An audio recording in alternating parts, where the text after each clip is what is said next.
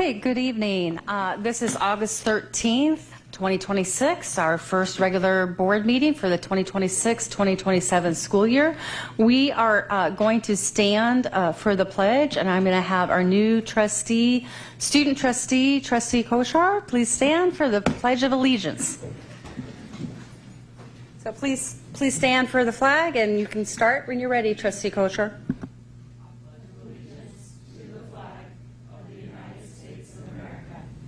To the republic for which it stands, one nation, under God, indivisible, with liberty and justice for all.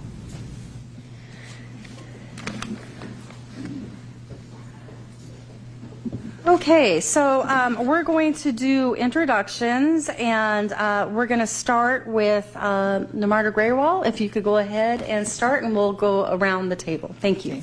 Good evening, Namarta Graywall, Assistant Superintendent of Human Resources. Good evening, Ahmed Ghoslami, Assistant Superintendent of Business Services.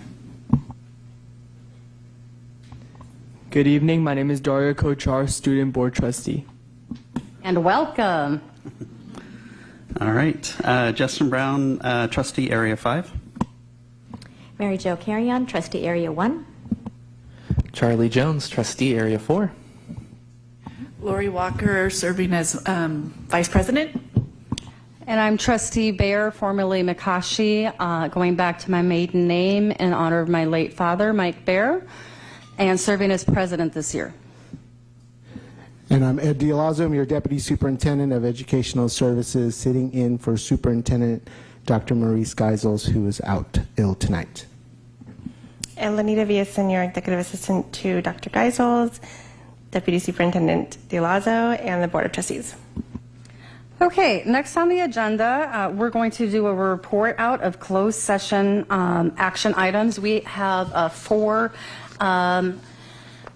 appointments and ratifications, and so I'm going to give the information, and if you're here in the audience, we will have you come up. So first item, we have recommendation for hire Director for Child Nutrition Services. This was unanimously approved. Motion made by Walker, by Mary Jo Carrion, and seconded by Walker, and unanimous vote to approve the appointment of Katie Cruz for the Director of Child Nutrition Services. So if you're here, come on up to the podium and welcome. Big round of applause.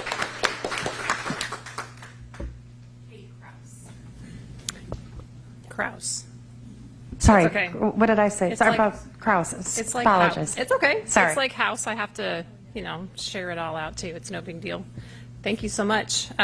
Thank you to the board for your trust in giving me this opportunity to serve as the new Director of Child Nutrition. I'm truly honored and excited to take on this new responsibility.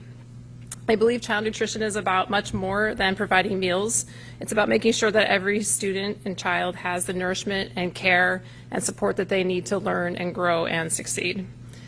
As I step into this role, my commitment is to listen to our staff and support their work, build strong relationships with our schools and our community partners, and look for ways to continually improve the experience we provide to our students and our families. I want our department to be known for its excellent service, teamwork, innovation, and most importantly, putting our children first. You can always get the most honest response from the kids. Thanks again for your confidence in me, and looking forward to working with the board and the child nutrition staff and all of the administration and members here, the community, to make a positive difference in our students. Thank you. Thank you. Congratulations again, Ms. Kraus. Okay, so next we have a recommendation for hire Vice Principal for Harvest Park Middle School. This was approved unanimously. The motion made by Jones, seconded by Walker, to approve the appointment for Teacher of the Year, Greg Dankport, for Vice Principal, Harvest Park Middle School. Come on up, please.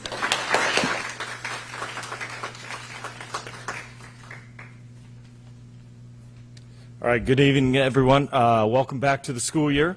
I'm honored and excited to be named Vice Principal at Harvest Park Middle School. I've been part of the PUSD family for 20 years, 18 of them at Harvest Park.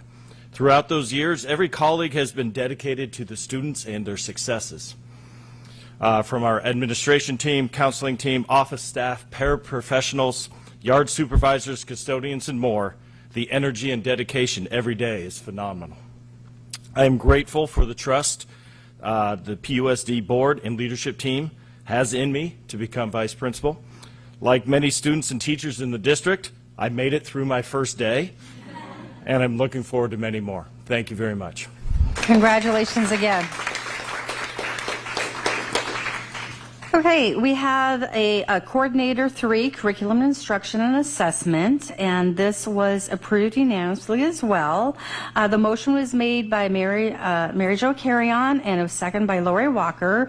And we would like to recognize Tessie Gonzalez for Coordinator 3, Curriculum and Instruction and Assessment. Come on up.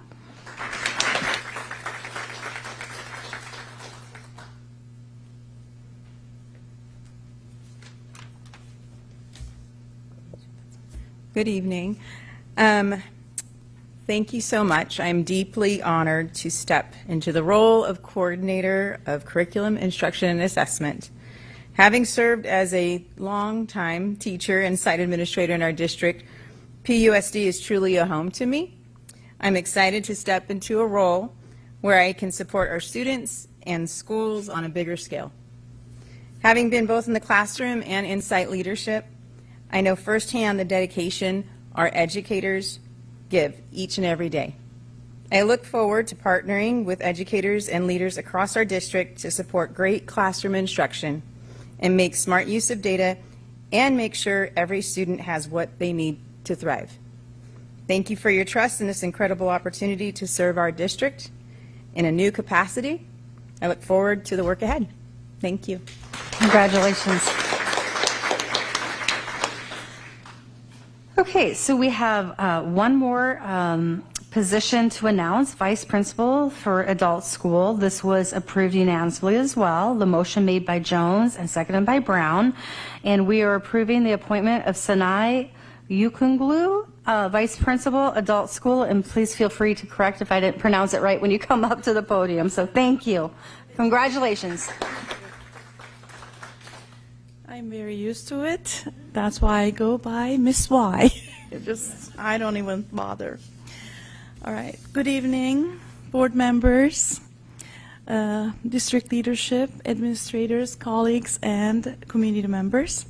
I would like to take a moment to express my sincere appreciation for the opportunity to serve as a vice principal at Pleasanton Adult and Career Education Center, which I have been serving proudly and enthusiastically for the last 5 years after my full-time day job, like math teaching and after CTE job. So I've never stopped believing in the newcomers to our country, which I had my journey started also 25 years ago. As a newcomer and English learner, I started at the adult school learning English, creating my own community, and with the correct teachers, perhaps correct mentors, one of them is in the room right now, Crystal Corbus, have believed in me. And I earned my teaching credential. I earned many more other things in this country, which also gives a lot of opportunities to, regardless of color of your skin and your religion and where you're coming from. If you have a faith in yourself, you believe in yourself, and you can succeed and you can manage a lot of stuff. And I've seen my students also succeed in my classes, earning their citizenship through my classes, being in the paraprofessional, in education career through my class also, and learning English, ESL classes and all. So seeing them earning their diplomas through our classrooms, giving opportunities, second chances. An immigrant can do a lot of great things in another country. Definitely adult school is for everyone, welcoming everybody. And we're so very proud what we're doing, and I am really honored to be given this responsibility and believe in me. And I am going to really support the AWD team, like Adult with Disabilities, along with ESL team, hopefully thank you so much for everything that you believed and truly your trust. I appreciate. Thank you. Congratulations again. Big round of applause for all four. So congratulations. And thanks for coming to hang out with us tonight. Okay, so next on the agenda, I just wanted to highlight there was no open session action on closed session items, so we are going to go to the next section of the agenda, which is approval and board Q&A. So I am looking for an approval for the agenda, and this is standard unless if there's an adjustment or change to the agenda requested. So moved. Second. Okay, so preferential vote? Yes. Roll call? Aye. Aye. Aye. Aye. And yes. Motion passes unanimously. Okay, so the next item is just information only for the public, the board Q&A. This is something that has been added in recent years in which trustees, as well as our student trustee in the future, can ask questions to the staff on anything related to the agenda, and then answers are provided in the Q&A. And we did have a few questions, so if you are interested later, you're more than welcome to take a look at those questions. So next, we are going to go, I will just highlight there are no recognitions or school department spotlights, so we're going to move to our reports from our Employee Association presidents. So I'd like to call up our president for the Association of Pleasanton Teachers, APT, Evan Branning. Come on up.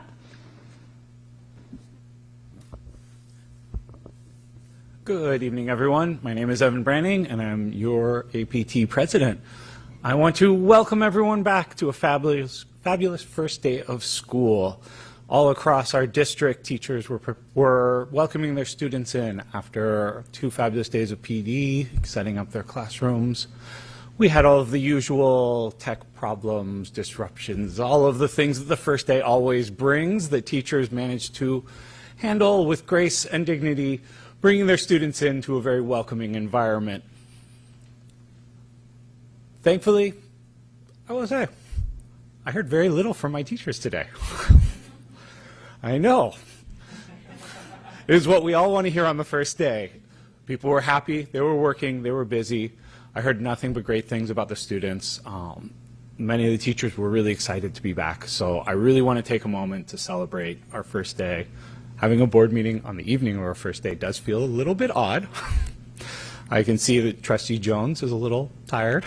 It's been a long day for him, his second day back. Second day. So, as we all know, it's a wonderful time. And I want to say that I'm also really excited to be coming back to so much good news right now. I think we really have a lot of opportunities with the district and APT and CSEA to all be working together going forward.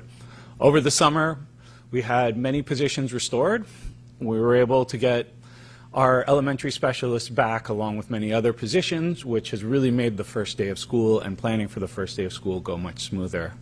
The governor's budget came in well beyond our expectations. The district has roughly $20 million in additional funding that came in over the summer, of which about $8 million is ongoing. I know we still have our contract negotiations ongoing, but I think we're in a good spot.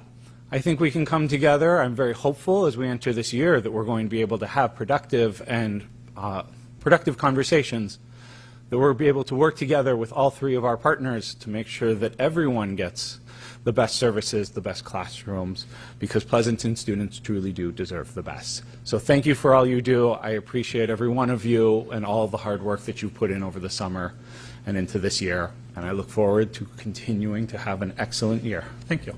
Thank you. Appreciate the enthusiasm. Thank you. Okay, we're calling up our president for California School Employee Association, also known as CSEA, Ryan Kelly.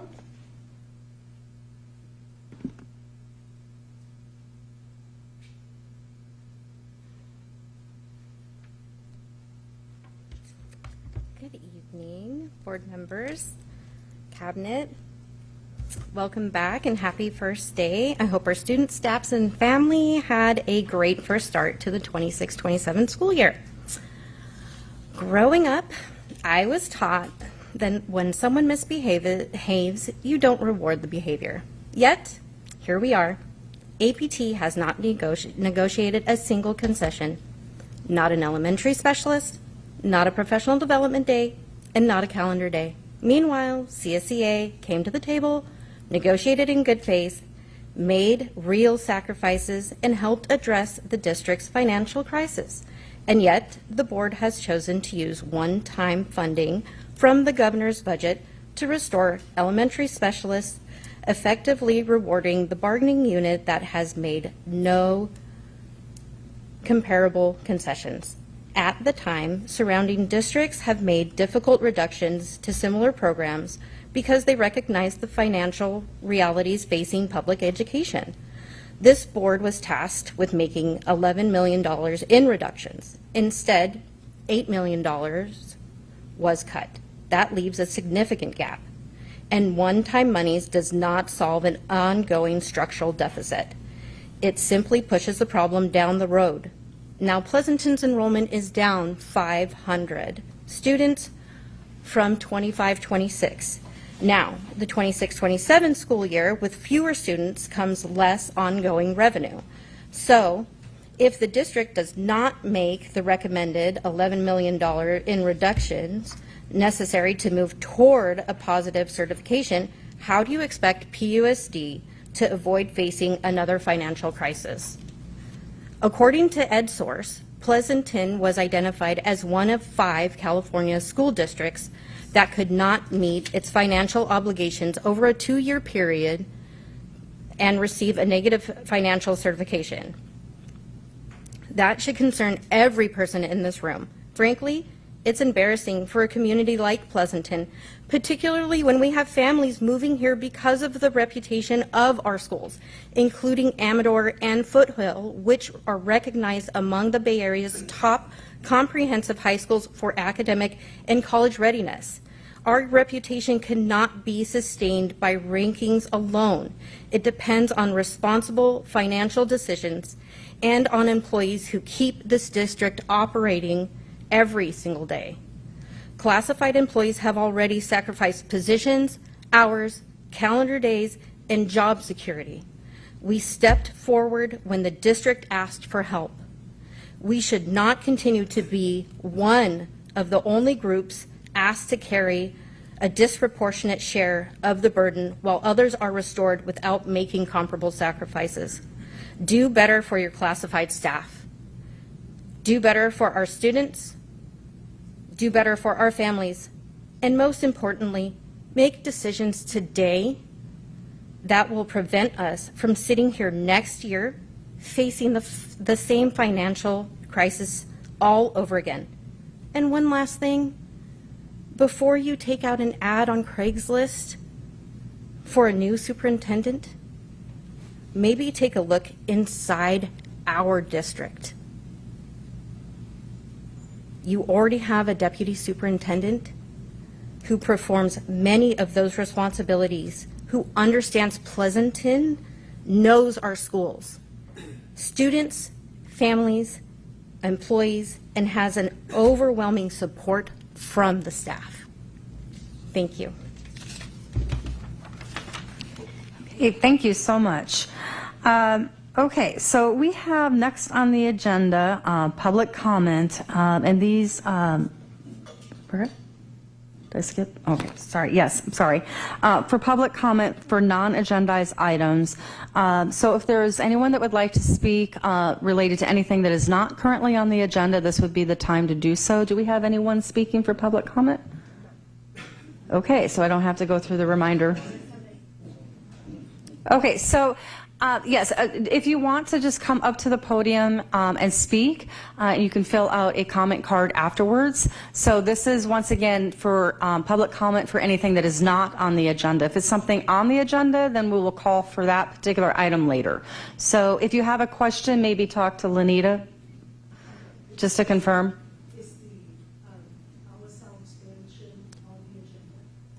No, so you would come up for public comment. So you can come and speak and then fill out the comment card afterwards. So just a reminder, if you haven't been here before, 3 minutes, no problem. And we do have a timer that will go down and it will show you when the time's up. Just when you see the time, just try to wrap up, please. I really don't want to have to cut you off. So thank you very much. Okay. And don't forget to just introduce yourself as well. Okay. My name is Joan Urban. I live on Graham Street, which is a couple streets over from LSL. I've lived there a long time, also in Pleasanton. So I'm very familiar with school traffic congestion, poor driving, parking violations, near misses, and collisions. The current proposed expansion of 200 more children coming to attend LSL, along with the proximity to Amador, is really too much for our neighborhood. I am all for modernizing LSL. I'm just against increasing the capacity, especially if other elementary schools are losing enrollment. Redrawing school boundaries in the past seemed to be the first go-to when it came to accommodating fluctuating enrollment. And to me, that should be the top solution to be financially responsible. I also understand the district doesn't have any authority regarding the wall at Colne and Valley coming down, but creating that expansion will just create a situation where it's going to be the number of cars coming in and out of the neighborhood will justify that opening. And I think the district can say, oh, we don't, we're not for that, we don't want that, but it really isn't that really isn't your decision, so it's kind of a safe comment. Opening that wall would change our neighborhood safety and cause cut-through traffic at all hours, not just during school hours. I feel like you guys have an opportunity at this juncture to make changes that lessen the impact of this expansion on our neighborhood. And I hopefully I'm not the only person, but I hope that you listen to what we're saying and look at all your options before saying yes to all of it. Okay, thank you. Okay, thank you so much. Is there anyone else that would like to come speak on anything that's not currently on the agenda? Okay, seeing none, we will go to the next item. This is message from the board. This is something we've added on the agenda and is a rotated basis where one of the trustees will present a key point on behalf of the entire board, and I'm excited to share that Trustee Carrion will lead the message of the board today. Good evening, everyone. On behalf of the Board of Trustees, we would like to extend a warm welcome to our teachers, staff, students, and families as we begin a new school year. The start of a school year always brings new possibilities. It's a chance for a fresh start, new goals, new friendships, and new opportunities to learn and grow together. Last year was not an easy one. I just want to acknowledge that there was a lot of pain that we all faced. We faced difficult budget decisions that affected many across our district. But through those challenges, our school community demonstrated resilience, dedication, and an unwavering commitment to putting students first. As we begin this new school year, our board is filled with optimism. Together, we have an opportunity to build on our strengths, support one another, and continue creating schools where every student can thrive. Success is a team effort, and it takes all of us, educators, classified staff, management, families, students, and trustees working together with a shared purpose. You will see in the upcoming days our new and improved values and the vision and mission statements, along with our strategic plan that Dr. Geisels will share more about in the superintendent's report, or Ms. Dialazzo. That will guide our instruction next year and the years to come. Thank you to everyone's time, commitment, and dedication to make this happen. We as a board wish everyone a wonderful school year filled with learning, kindness, and success. Welcome back, and here's to a great year ahead. Thank you, Trustee Carrion. Which brings us to a great segue for our Deputy Superintendent's report. Go ahead, Ed Dialasso. You can go ahead and share. Thank you. Thank you, President Bear. And just a reminder, Deputy Superintendent, I am providing the superintendent's report tonight, and I'm super excited to do so for Dr. Geisel. So to the students, to the staff, to our families, welcome to the 26-27 school year, and what a great start it's been. So today was the first day of school, and we saw a lot of great energy, a lot of great excitement all across our campuses. I had the opportunity to visit several classrooms today with Trustee Carry-On. I think we went to 10 different schools today, so we got our steps in. I think you counted 10,000, right? I think that's the mark for a good day. Even before today, I was able to attend several transitional kindergarten and kindergarten back to school nights. We started that trend a few years ago, going to TK and K nights before the start of school. I think it's really good for the parents. You could just kind of see some of that anxiety for our brand new parents bringing kids in to go down a little bit with that opportunity. I'm super excited for this year ahead, no question. But I do want to say that the first day does not happen in isolation. There's a lot of people to thank, too many people to name, but we have so many PUSD employees that just do not even have a summer break. We get our facilities ready, we get our curriculum ready, we get our classrooms ready, and that takes a lot of people to get that done. So I'm grateful to everyone who made today possible. Special shout out to, so we have facilities that get ready, but special shout out to our student services team, to our parent liaisons, our health services assistants. I'm calling them out because there's a lot of work that happens during the summer to get kids registered, get kids enrolled in our schools. And sometimes that just takes a little bit extra help to get our students who may not be able to access the internet or the website to enroll, and we have a lot of people here in the district office to make that happen. So I want to take that opportunity to shout out those folks. Welcome, Daria Kochar, our student trustee. I've gotten to know Daria through our LCAC committee that you were on last year, so I'd love seeing you here, so welcome. Just a little bit about Daria that I know. He's a junior at Amador Valley High School. Why am I saying that? This is the first year that we have a junior who is a student board trustee, so congratulations. Definitely looking forward to your voice, your student voice, Daria, and your perspective on behalf of the students. And we had a really good conversation today to kind of kick that off, so welcome. And on that trend of welcoming, welcome the 4 appointees today for our management team. We have a great management team, and I think these 4 employees really are going to elevate us even more. So I'm really proud to move people up in-house, and then also find folks from outside of the district to bring us a different set of eyes to help us improve that much more. So that's the day. We also have a year to look forward to, and so there's a lot of setting the direction of the year that I'm going to spend a little bit of time on here.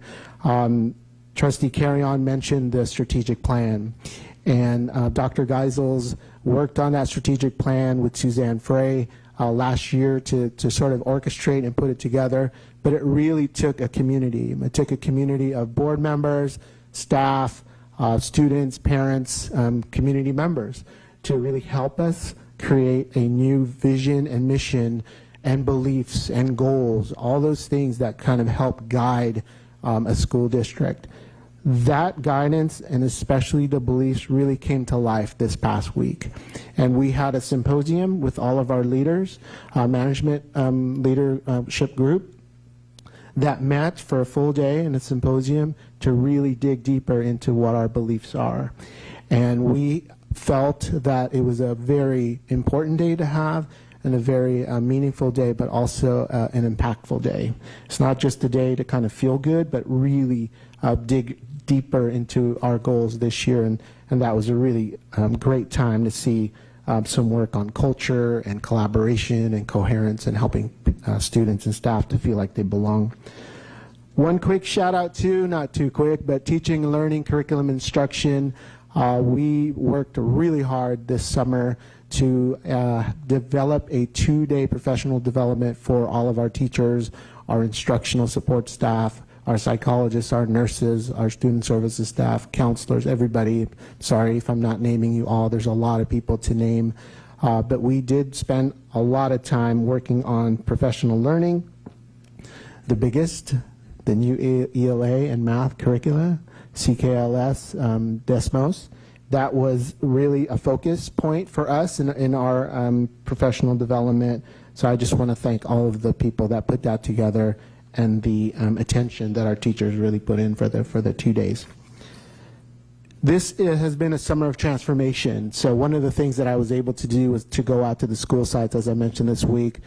There's about $250 million of voter-approved bond projects that are underway. And if you've driven around Pleasanton, there's no way you can miss it.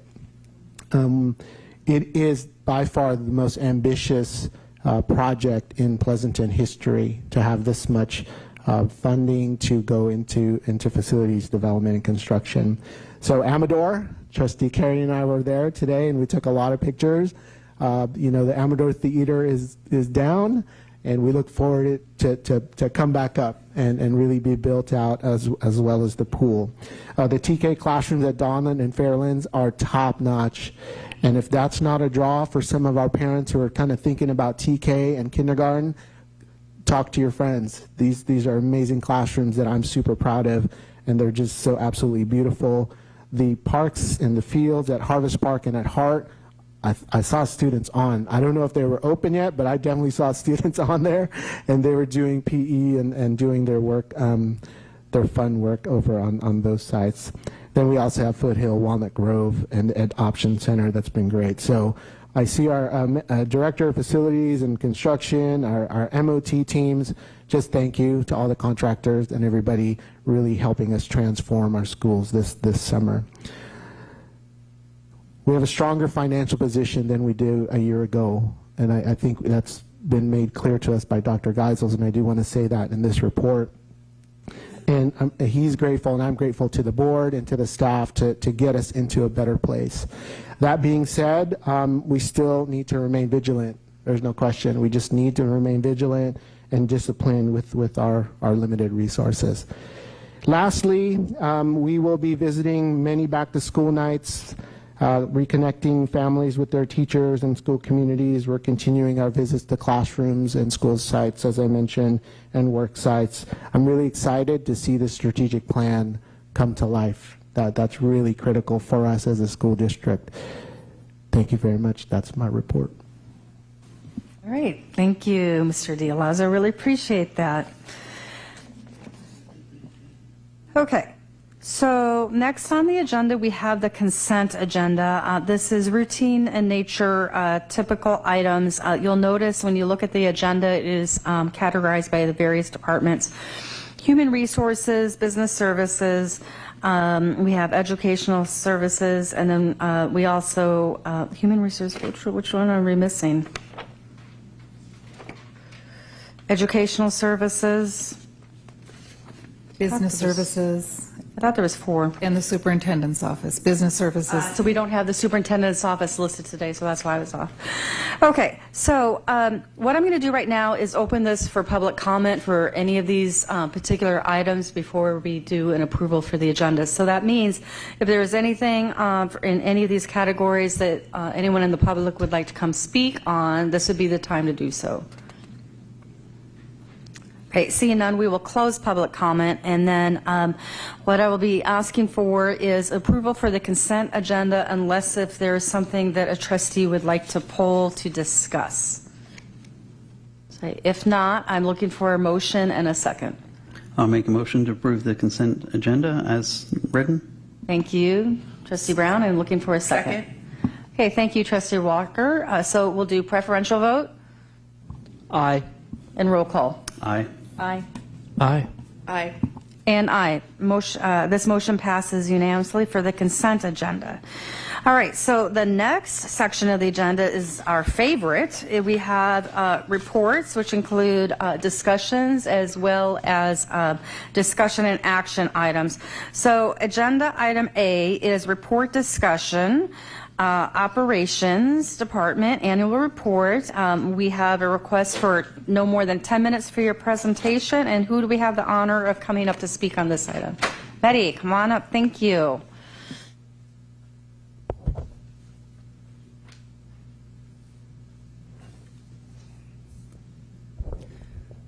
Good evening, President. Good evening, President, board members, superintendent, deputy superintendent, cabinet, and the community. Before I begin, I would like to recognize and thank our entire maintenance, operations, and transportation team, including our custodians, grounds team, maintenance staff, transportation team, warehouse staff, and office teams. Their support and teamwork have been instrumental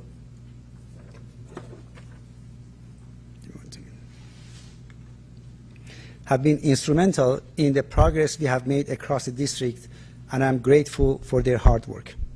Secondly, I would like to thank our coordinator, Juan Sanchez, who has been a great partner and leader in making all these progress happen. And I'm sure you all have seen what they have achieved today with their professionalism and also dedication.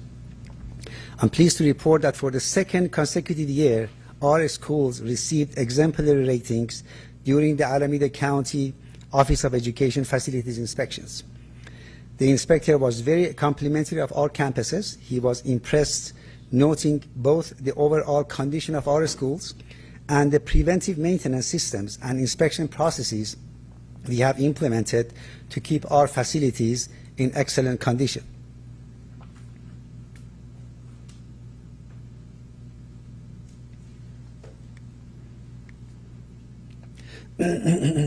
From a financial perspective, although the fiscal year has not been fully closed, we are projecting a reduction in overall maintenance spending compared to prior years.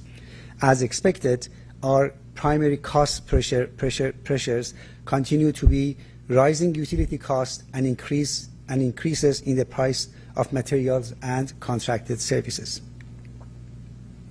Last year, we spent approximately $1 million of the $1.26 million allocated for plant maintenance. Our largest investments were in pool repairs, HVAC improvements, and exterior painting at one of our school sites. Operationally, our team completed more than 5,000 work orders during the year. In addition, we proactively generated and completed over 700 facility inspection work orders and completed them promptly. The next few slides highlight a sample of the many projects our team completed throughout the year. Foothill, Amador,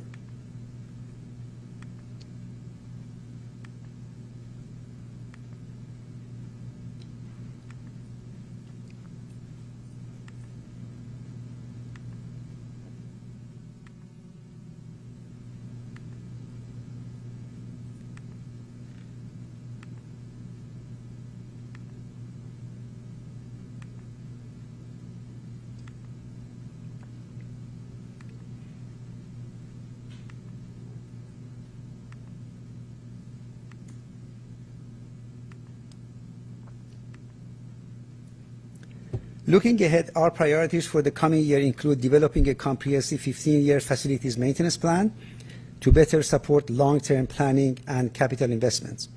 We also plan to expand our preventive maintenance and inspection programs, continue identifying opportunities for cost savings, and include professional development to further strengthen the skills of our staff. Thank you for your time and continued support. I would be happy to answer questions. Okay, great. So typically what we do is we will turn it to the trustees for questions, then we will open it for public comment, and then we'll conclude it back for any concluding comments. And this is discussion only. So questions? Yes, Trustee Brown, you've got the floor. All right, sounds good.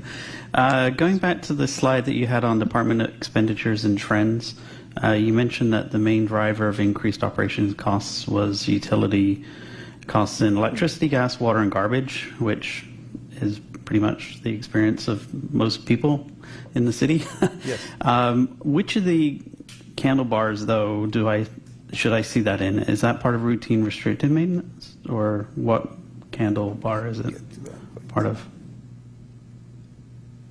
It is actually the non-routine restricted.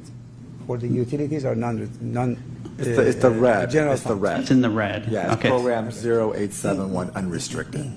The reason I was asking if it was it didn't make sense it was in the blue, but the blue was the one that went up, but the red is the one that kind of seemed to stay about the same. So I was just trying to clarify. Yeah, so the routine restricted, the blue one is, those are like HVAC repairs, backups, those kind of things. The red is the majority of that is utility costs and custodial work. And so we did see kind of a flattening out in 25, 26. We contribute that to a couple things. One was we did have some new lighting conservation projects that reduced consumption there. We also reduced water consumption, where we could in terms of a couple of several fields were being under construction. So those dampened some of the costs there. And so we're hoping that even with increased costs, we're able to hold cost through those conservation efforts. Okay, so the main message on this chart is, it's as I read it, which is you've kept it flat, but that's due to you've brought in savings against the higher rates on the electricity and the water. The only other question I had was on the 5-year maintenance plan. Just scanning on down the line, obviously plan and actuals are always going to deviate. The only question I had was the exterior painting. You went from 10K to 133K. Was that like HVAC? I can expect something breaks, you don't expect it. Why did was the expenditure on painting to get ahead of a problem, or was that a newly discovered problem that you hadn't originally budgeted for, or we were just trying to consume the? Yeah, so what happened? Yeah, so good question. So we thought that expense was going to hit the 24-25 fiscal year, and the way the project just ended up, it hit the 25-26. And then on routine restricted maintenance, the funds that we set aside into that carry over. They don't get swept. So, if a project, sometimes you'll build up a little bit of a reserve so that you can pay for some of the more expensive projects. Okay, my last question. LED lighting, it's got ongoing expenditures. Is that replacing LEDs that have already gone, or are we still retrofitting existing units in some of our buildings? Yeah, so again, we're part of it is to retrofit, and we've kind of accelerated the retrofitting by adding bond dollars to it.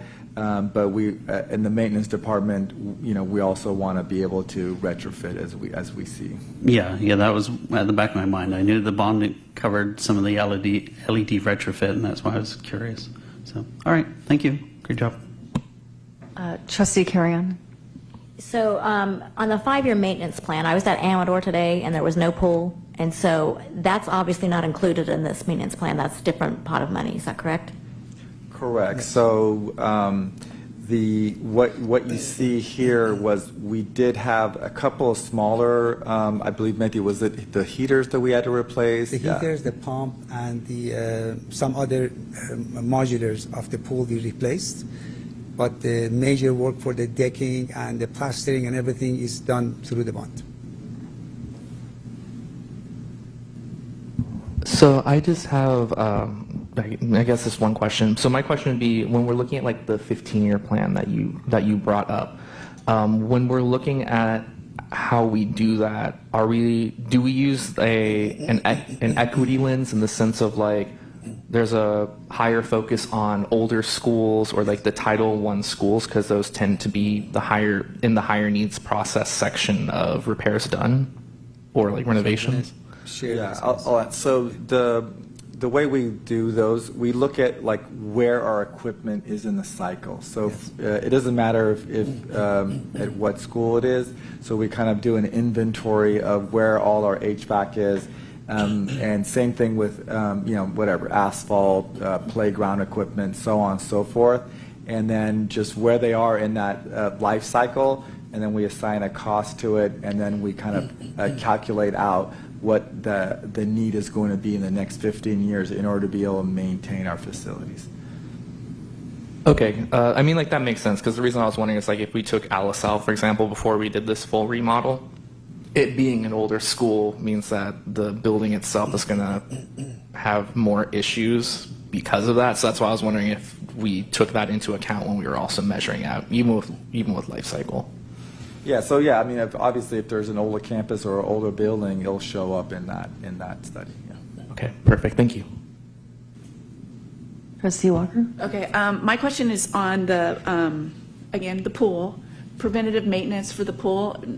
Our own personnel does that, right? They're doing the chemical checks, the heaters, the filtration systems. It's a combination of a contractor and our own team. Our own team does the annual inspections, and there's a long list that they have created for them that they have to go through and then check everything.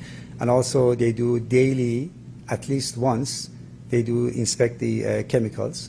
For the heater inspections, it has to be outsourced. That's not our job. It is outsourced to another company.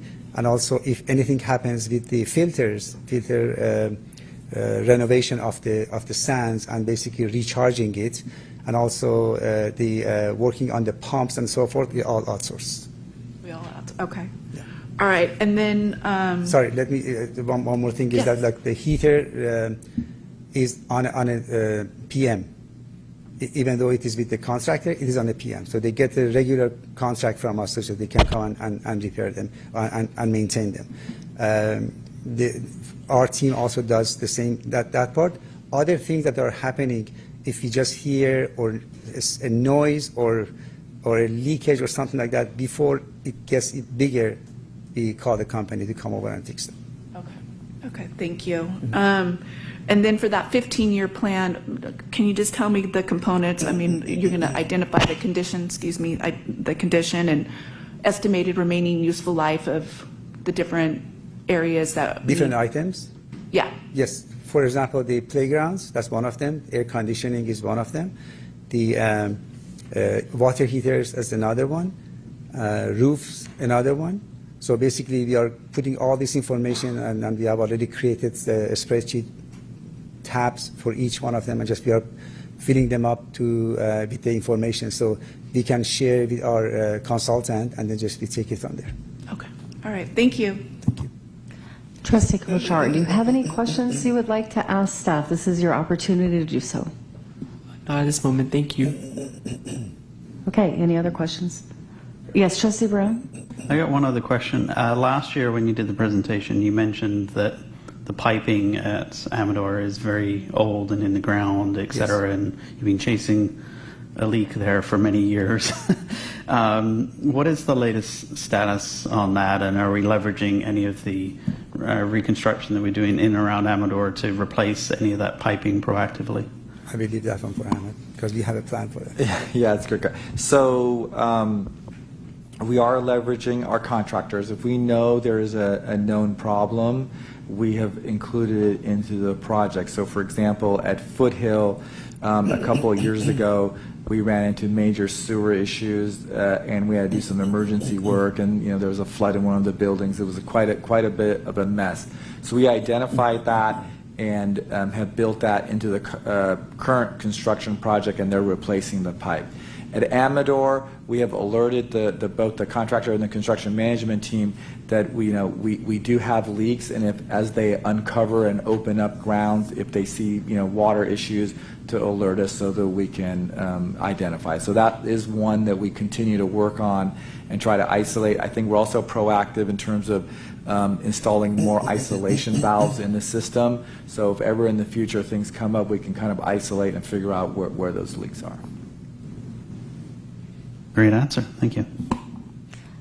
Okay, great dialogue. I just have one general question, and that would be the tripping hazard removal.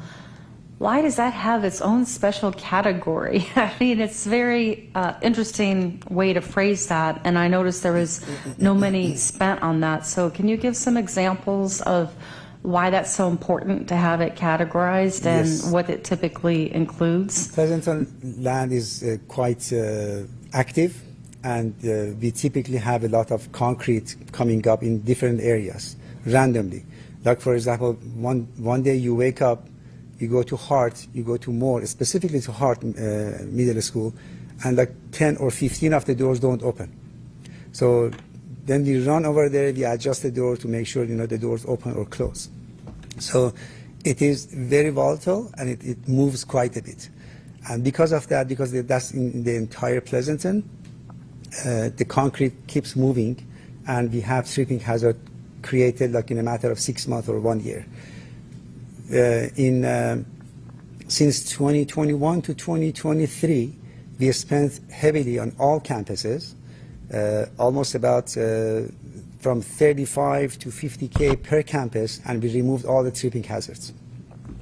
So we are always looking for the tripping hazard to make sure we remove them, and we basically level them with the adjacent concrete. So we allocate the budget to it, and that's the reason you see the budget, and also that's why we are constantly looking for removing them. So it's default geographically Yes, if it's it is. living on a fault line. Okay, that's a really interesting response. I wasn't expecting that, so thank you. Those are all my questions at this point in time. If there's no other, Trustee Carrie-Ann has one question. So I have a question about HVACs. Didn't we replace them with the bond money? And if so, why are they $200,000 every year? So the amount, the Measure I-1 did include significant amount of money for HVAC units, but it wasn't all HVAC units, right? And it was the ones that were older and needed replacement at that time. And since the bond has passed, it's been another 8 to 10 years since that time. So the ones that were medium life are now coming to the end of life, and it's just a continual process. Yeah, throughout the year, yeah, in different schools and stuff like that.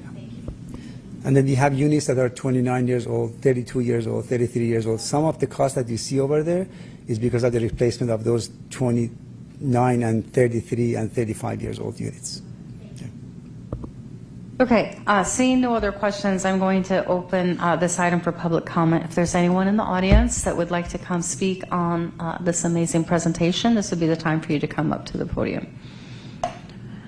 Okay, seeing none, we will close public comment and bring it back to the board for any concluding comments before we go on to the next item. Trustee Carrion.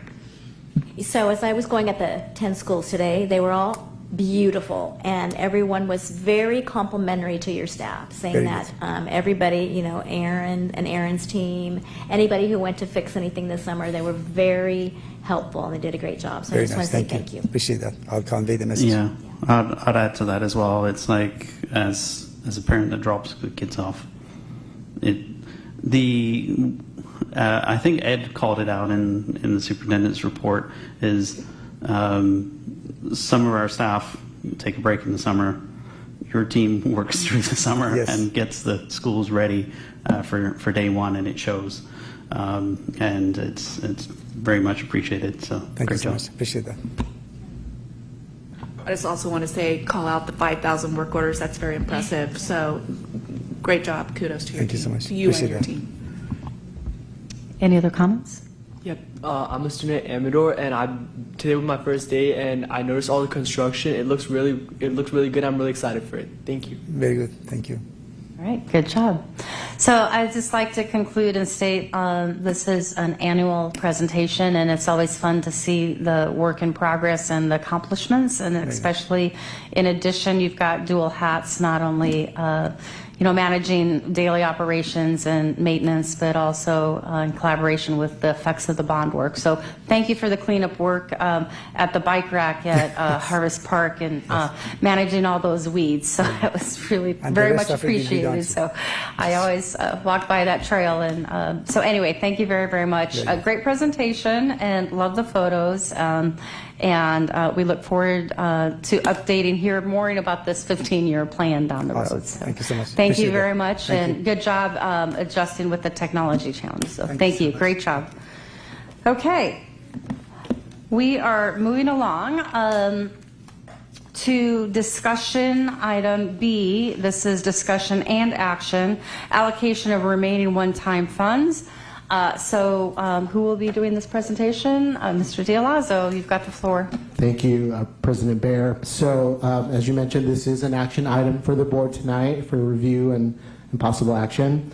So, just as a reminder, during the June 25th, 26th board meeting, the board gave staff direction to bring back recommendations on the remaining one-time funds that were not allocated during that board meeting, and that fund total is approximately $650,000. And so we wanted to bring this back to you based on the fact that the state budget has settled, and so we have a greater understanding of what that is, and we have our recommendations. So in the write-up, you'll see that the recommendations for the remaining $650K is to, one, restore the degree stipends that were previously suspended for our classified staff and management. And that's about a $415,000 allocation. The other remaining piece of the $650,000 is $235,000, and our recommendation is to increase the economic uncertainty reserve. So that's it. Those are the two areas that we are recommending to the board tonight for discussion and possible approval. One thing I do want to add in terms of the rationale behind it, we have been thinking a lot about our opportunities for recruitment and retention and hiring of staff. And I'm talking about classified, certificated, and management staff. And we feel that in order to stay competitive with our neighbors, we are bringing forth this recommendation as a partial, kind of incentive, so to speak, in terms of the possibilities that staff can really look at and see, well, what are some stipend incentives that a possible candidate and current employees can retain should they consider, staying with us or looking on to other jobs or even applying for Pleasanton. So that's the rationale. We wanted to bring this forth, and the write-up hopefully gives you all the details that you need. But we have our Assistant Superintendent of Business and also Human Resources, my colleagues who can help answer questions should there be any from the board. Okay, thank you, Mr. D'Alazzo. So I'm going to bring it back to trustees for questions, then for public comment, then back for comments before we turn it to the board for a vote. So, questions? Yes, Trustee Kocha. The $235,000 that goes into the district's economic uncertainty reserve, when will this $235,000 be used, and when do we use the economic uncertainty reserve money? Great question, and I'll probably have help from our business CBO there. But we have a reserve in the school district, Trustee Kochar, which is a minimum of 3% for school districts in California. And so what we'd like to do is increase that, and he'll tell you exactly where we are right now in terms of percentage.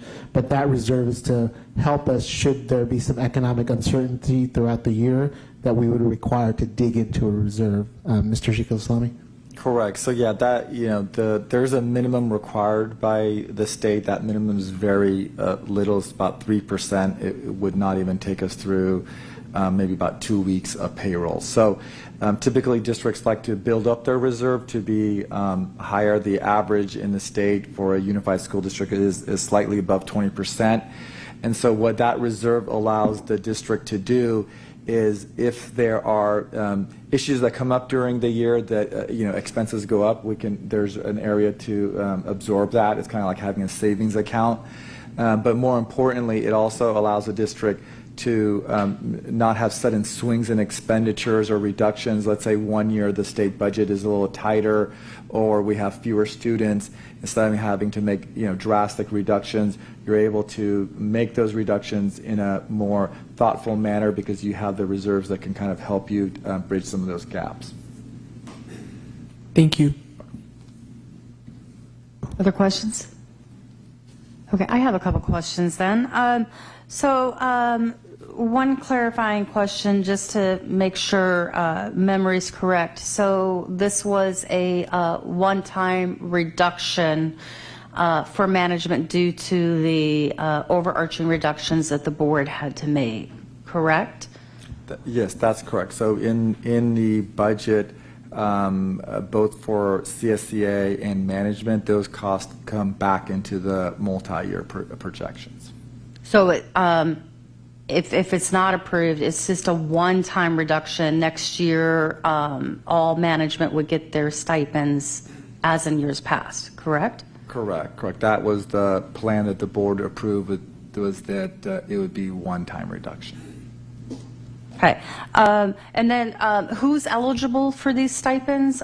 Just to clarify, in terms of just to give the general public information of which employees are eligible for these stipends? So for, excuse me, for classified staff, there's a stipend for having an associate's degree, a stipend for having a bachelor's degree, a master's degree, or a doctorate degree. For the management staff, there's a stipend for having a master's degree or a doctorate degree. But not all management positions require a master's degree. Some don't actually require a degree at all, depending on the nature of the work. So those that require one as part of the job description, there are those in management, but many do not. So I'm sorry, if it's required in the job description, they get the stipend or they don't? They do. Mm-hmm. So it's part of their job description? In some job descriptions, it's listed, but the stipend is awarded to anyone who holds the degree. So it could be a classroom teacher?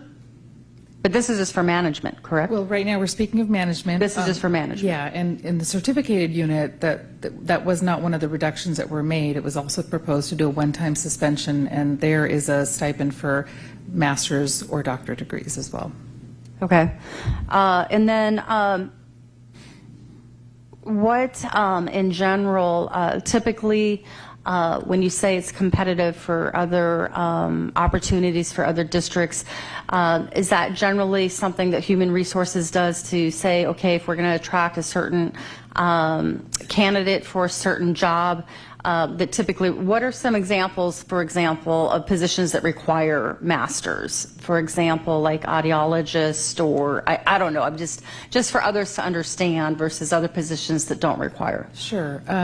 In the management staff in our unit, the special education director position, the SELPA, the local special education local area, principal and vice principal require a master's degree. I think the early and expanded learning requires, but the other management positions do not.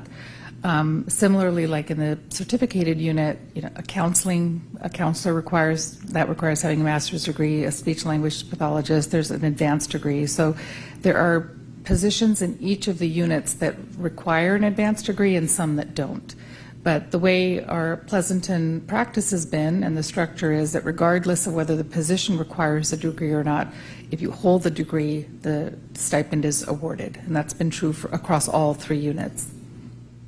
So would it be true to say that this is just an unusual circumstance in regards to the one-time pause on it because of the deficit spending challenges that the district has faced? So this was really a force of necessity, and that's why it was decided by the board as one time versus it's not like it's changing those positions forever and ever and ever, correct?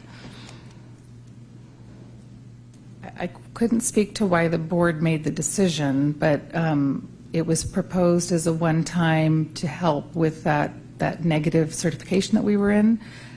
Since then, there are some one-time funds that came from the state, and so this was recommended to be one of the things that could be restored without long-term impact, because it was a one-time reduction.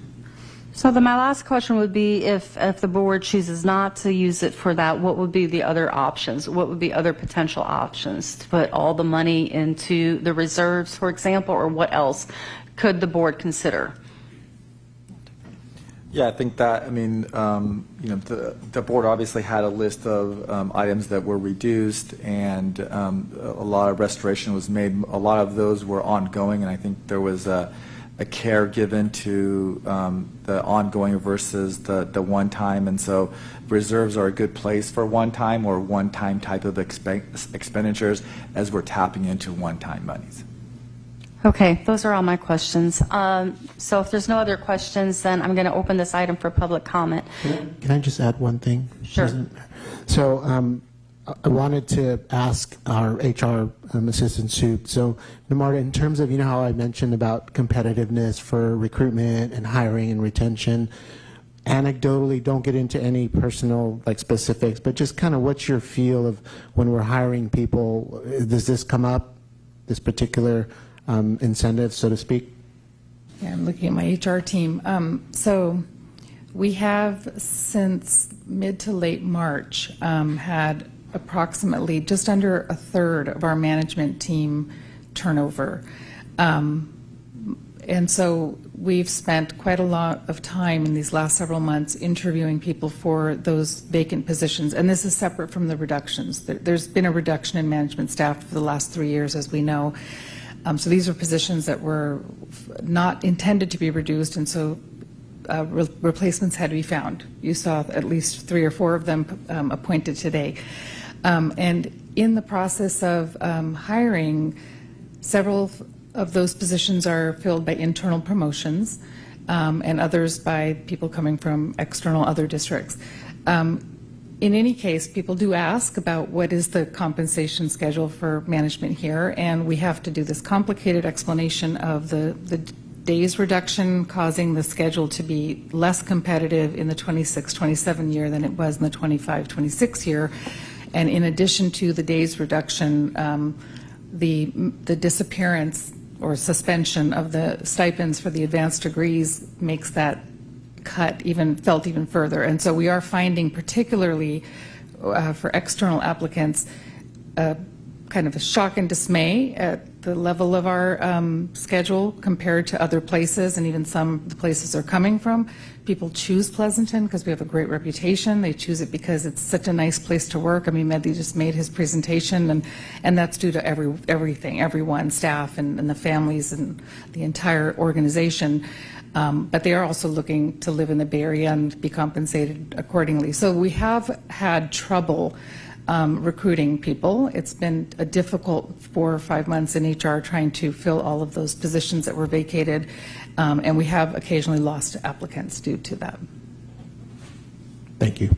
Okay, thank you.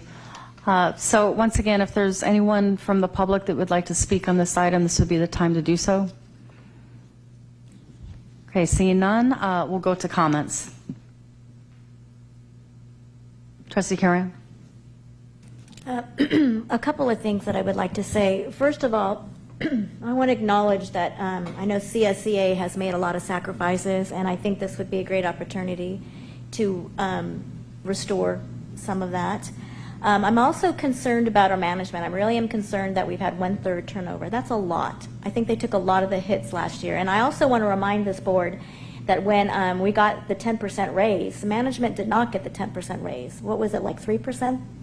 Something like that. So I'm afraid 3.5.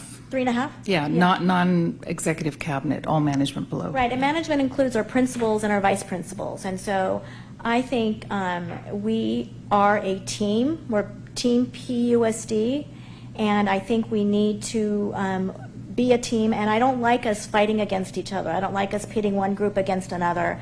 I don't like saying, oh, management has to take all the cuts. I think this is a good opportunity for us. And also, I don't think they have a step and column like teachers have. So I think that we need to be able to be equitable, and I think this is a good thing for us to do. So I'm in favor of this. I'll just add to that. In some of these cases, these are teachers that have moved into management positions, and they moved into management positions as an opportunity to advance their careers, and they've worked hard for those credentials, and so I'm not opposed to one-time funds being used to restore,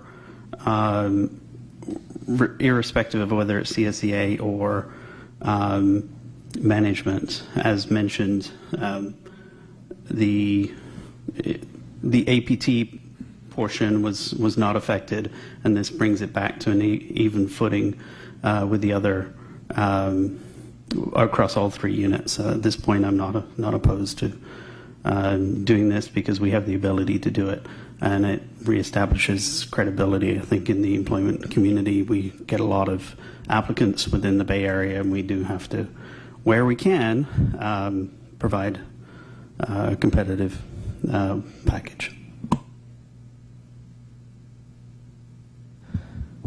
So, when we were back in June, I tried to move the entirety of what we wanted forward, and that unfortunately was unable to happen. So I'm glad to see that this was brought back. I know it will be difficult for HR to try and go through and do some of that back end. So I'm sorry to see that, but payroll, yeah. But at the same time, like classified went through a lot.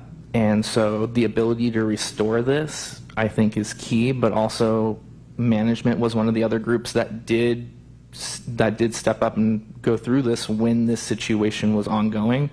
And you are right, this includes our principals and many groups, many of them that don't actually require a master's, but have gone above and beyond, like some of our other groups. And so we shouldn't, I'm trying to find the right words for this, but we should reward for when we go above and beyond what is required of the thing that we are asking people to do. And that is what this does. It's restoring what we already do and bringing back what we did it's bringing back to where we were after the horrible situation that we are in. We have the ability to fix this. It's only one time. I think it's the right thing to do, and it sends the right message for recruitment, because we are not the only school district still currently trying to hire right now. My school site's down 2 principals technically, so yeah, and they do, like salary, your benefits, those are things that people are definitely looking at, and so we are in competition with a lot of districts right now that are still trying to fill their rosters on all levels. So I believe that we should do both of these and also put the rest of the funding into the reserve that we have, so that we're around that 5% number that we've been trying to hit for that, in case anything comes up during this year or there's something else we decide that we really want to do with it. So I'm just going to chime in. I look at this completely differently, and that's part of the discourse of a board. We have different perspectives. I do feel that with one-time funding, we should be more conservative and put this back into all the money that we have for one-time funding put into the reserves. And it was my individual desire to have put more in reserves, but collective as the board, we went a different direction, which is fine. But that being said, when trustees are given the 101 finance training, they always say, do not use one-time funding in situations where it cannot be sustainable. And we, as a board, made a decision to do collective reductions all across the board for all of our personnel. It wasn't just managers. It was, every single employee has been affected in some sort of way with the reductions that the district has had to do in the last 2 years. We had to do it 2 years because we were not conservative enough with the first year of reductions, which put us into the negative. With the county, which has already been stated, we're 1 out of 5 out of the state. It's not a great place to be in. It's because of the board's errors. So we have to take accountability for that. I also would just say that there are specific jobs where you have to get those additional degrees to become qualified for those positions, which put those positions in a different salary band. So they are expected to have different salaries. We understand that right now we may not be as competitive as other districts, but I see that as a slump. That was the whole point. So I see it opposite, that if we're going to reinstate this, then we're negating out that reduction that we had put in place originally. I also think the timing is terrible. We still have one labor union partner that is still in negotiations, and I don't feel comfortable doing it now either, and it's by principle. I can't support it now because it was one time. It's like I go back to an experience when I worked for a consulting company, and there were 3 years where, as an educational consultant, I was working in schools. We did our job and we didn't get raises, but we did it because we were passionate about what we were doing. So and on the flip side of it, we're all fortunate to have a position and have a job. So I just see it completely differently. I would prefer we're more conservative and put all the money in the reserves. So that's just how I feel. But so anyway, that's my point. So I'll put it back to Trustee Walker. Yeah.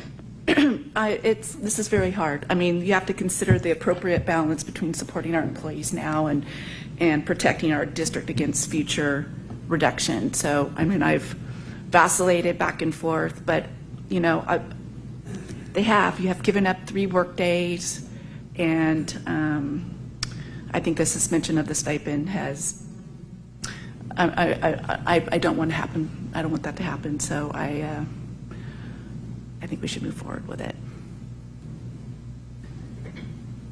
Okay, so any other discussions before we do roll call? Yes, Trustee Brown. I just want to clarify. So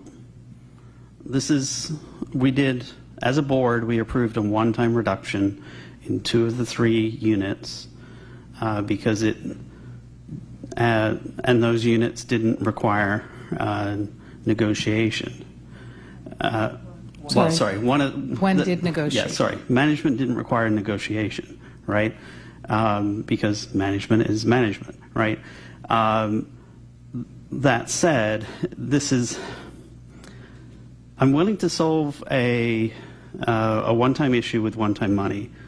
If, as a board, we were deciding to, if we had decided on the multi-year and changed the salary schedules, that would be one thing. But in this case, where we've got one-time money to solve a one-time problem, and I think it's the right thing to do, if at a later date a future board needs to revisit the salary schedules, then that's fine. But it comes down to one-time money for a one-time problem, and I'm okay with that because it's restoring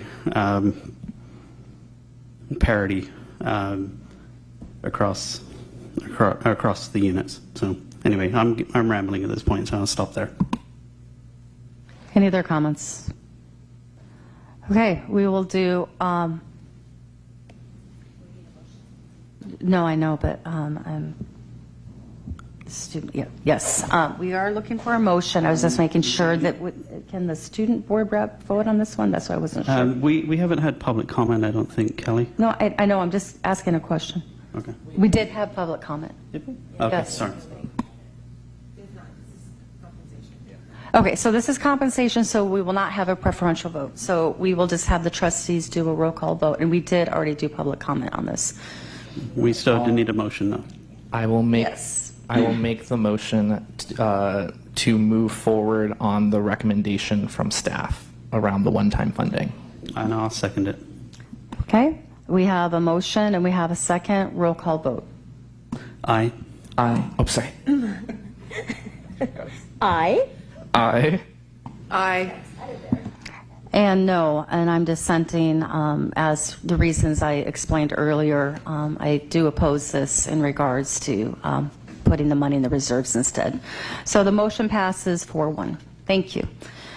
All right, so we're going to move on to item C, which is a discussion action, resolution 2026-2027.01, authorization of a local assignment option pursuant to Education Code 44831. Our Director of HR, Tony Stone, will take this item. Great, thank you. Thank you so much. Due to a limited statewide candidate pool for speech-language pathology, we have a local assignment option here presented in the form of a resolution as authorized by California Education Code. This will allow the district to employ an individual with a speech-language pathology license and a master's degree to serve as a speech-language pathologist. There is no financial impact, and we recommend adoption of the resolution. Questions? Let's not all ask at once. Okay, I don't see any questions, then we'll go to public comment. If there's anyone in the audience that would like to come up, this would be the time. Seeing none, we will close public comment. Comments before we look for a motion.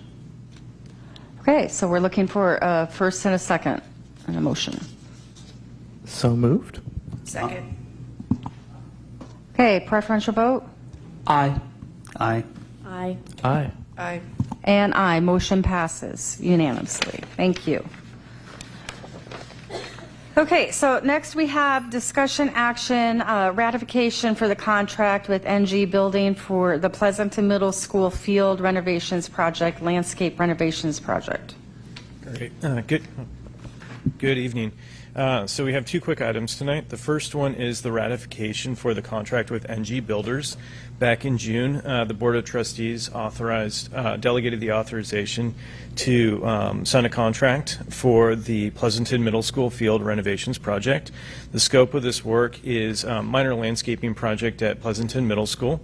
We received 5 bids, the lowest responsive bid being NG Builders. We have entered into a contract, and this process at this point is just to ratify that contract. So with that, I'll turn it over to any questions. Questions? For the benefit of the public, can you please just clarify again why this is a ratification? Of course. Thank you. So we bid later in the spring. We did not have the bid results by the time that the board adjourned for the summer, and we did want to start this work over the summer to limit disruption to the students. So we did request that delegation of authority, which allowed us to start in August, and then we'll hopefully be finishing within short order. Okay, thank you. Any other questions? Okay, opening for public comment. Seeing none, we'll close public comment and comments. Okay, seeing none, looking for a motion. So moved. I'll second. Okay, we have a first and a second. Preferential vote. Aye. Aye. Aye. Aye. Aye. And aye. Motion passes unanimously. We're just zipping along. Okay, number E, discussion action ratification of the contract with the B&O Builders Incorporated for the Amador Valley High School campus renovation building and roof replacement. Great. So back in June, again, the board delegated authority for the district to enter into an agreement with the lowest responsive bidder for the Building N roofing repair project or replacement project. We were unable to receive bids prior to the board adjourning for the summer, and given that this is a roofing replacement project, we did want to start as soon as possible so we can avoid the wet winter. We received 8 responsive bids, the lowest bid being B&O Builders, which was well below the delegated authority limit. So with that, I'll turn it over to any questions. Yes, Trustee Brown. B&O Builders says 751,967. Diablo says 742,290. I believe were not responsive.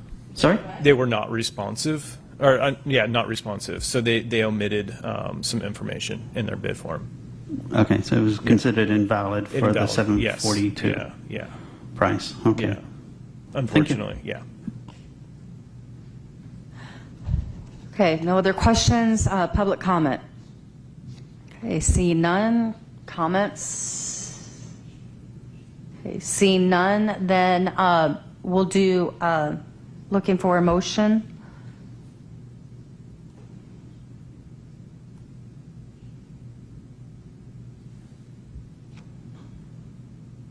The motion is moved. I move the motion. I'll second. There's also a line here where it says recommended motion. Some of the trustees do shortcuts like emojis. But you could also in the future just read the motion, recommended motion statement on the packet. So, but okay, I'm sorry. Who was? Okay, all right. So we have Trustee Kochar doing the motion and seconded by Trustee Carrion. We'll do preferential vote and then roll call. Aye. Aye. Aye. Aye. Aye. And aye. Motion passes unanimously. Great job on your first motion. You're out. Aaron, you're out early tonight. Woohoo! Will your family recognize you home before 8 o'clock? Okay. So the next section is a report discussion governance workshop board evaluation handbook. And Lenita, if you could pull up the handbook, I just want to highlight a couple modifications.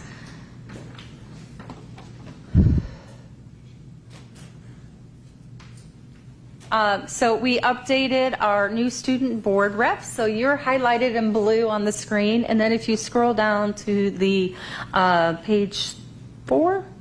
Okay.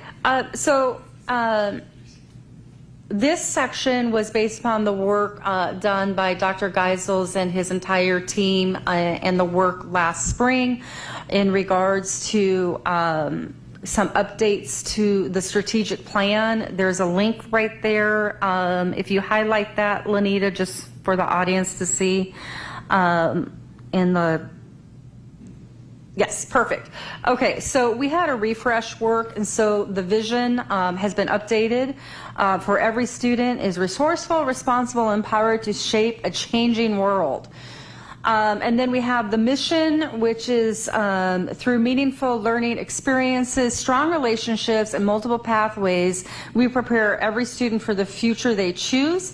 Then there's a list of some beliefs that you can see, and then directions. And I'm going to put you on the spot, Mr. Dialazzo, if you want to talk a little bit about the directions, because you're probably a little more intimate with the explanations of Dr. Geisels and talking about the purpose of the directions. If maybe you could highlight to the public and to the board, just as a reminder. Yeah, absolutely. Thank you. So the actual term directions we used to call goals.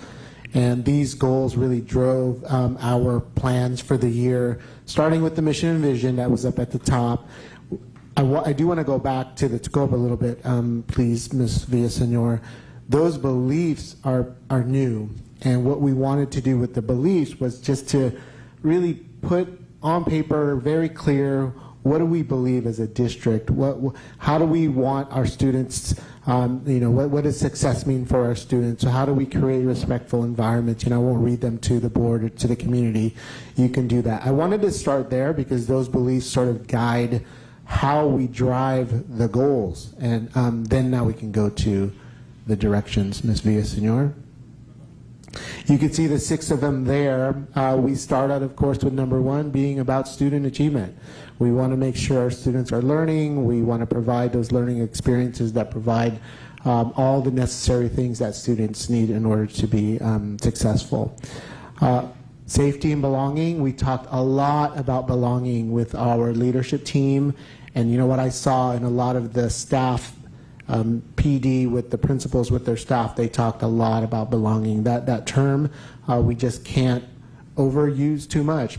Students need to feel like they belong, parents need to feel like they belong, and staff need to feel like they belong. And some of the decisions that we make as a board should really carry forth as to what that really means. Equity is a core principle for our district, and we use that term to really look at what are the things that maybe are impacting our ability to be equitable. And I'm just listening to the board tonight in your discussions and how you think about and talk about and really live what does equity look like. It's not about just everything being equal, but what are the things that we make in terms of decisions for student groups, for personnel, that we just need to do something a little bit different, maybe more for that group. That's that equity piece. Excellence, we look for that professional culture, that we want to make sure that we have a respectful manner in which how we collaborate with our union groups. And we have the 2 unions, but I also want to talk about management. You know, how do we think about what does that workforce look like, and what do we do in order to support our classified staff and our certificated staff? That's really, really critical. Communication and engagement kind of speaks for itself. We want to make sure that we communicate quickly and effectively and with a certain level of passion, so that we are meeting the needs of our community. So communication amongst ourselves, but also communication with the parents and the students and staff that we serve, which will help them become more engaged. That's really the critical point of this particular direction. And then the last one is about long-term sustainability. We talk a lot about resources. I mentioned in my speech the other day with the teachers that we are a well-resourced district, and resources can be defined as time, money, and people. And those resources have to be maintained at some level, and so we always have to plan, how do we sustain those resources in our district? How do we generate more revenue? What are some strategies that we can do to help us continue to build the funding abilities, grants, and so forth to help us sustain our programs? Hopefully that was okay. Thank you. I really appreciate it. That's a good way to kick off the new year. So, Lenny, if you could go back to the handbook, I just want to double check if there's any other updates. If we could scroll down. I have a question for you. Sure. Let me just go through. That was it, correct, for highlighted?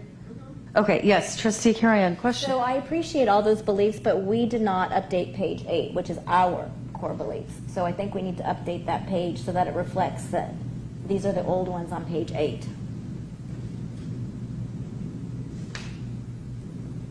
For us as the board? Yeah. Okay. So we just need to update number 1 and number 2 to match the core beliefs and the mission and vision. Good. Yeah, I was wondering about that. So procedurally, Lenita, if we make that update, because I really wanted to get this this living document approved before my term ends. So would we have to bring it back up to the board for approval, or could we update and then post it? Because it's still draft. I want to, once we fix that, do we have to bring it back on an agenda item? Can we put it in consent?